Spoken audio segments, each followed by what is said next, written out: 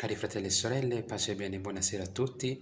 Siamo qui dalla cappella della nostra fraternità e vogliamo impartire questa benedizione questa sera con la reliquia di San Pio de Petralcina, perché oggi ricorre l'anniversario, il 102esimo anniversario delle stimmate di Padre Pio. Il 20 settembre del 1918 Padre Pio riceveva le stimmate.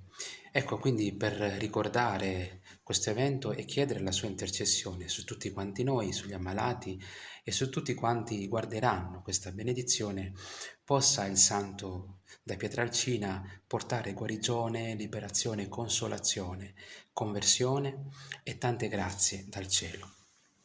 Ecco, riceviamo questa benedizione per intercessione della Vergine Maria e di San Pio de Petralcina. Il Signore vi guardi, vi benedica e vi custodisca.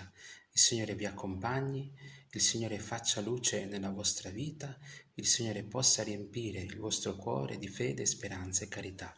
Vi benedica Dio Onnipotente, Padre, Figlio e Spirito Santo. Amen.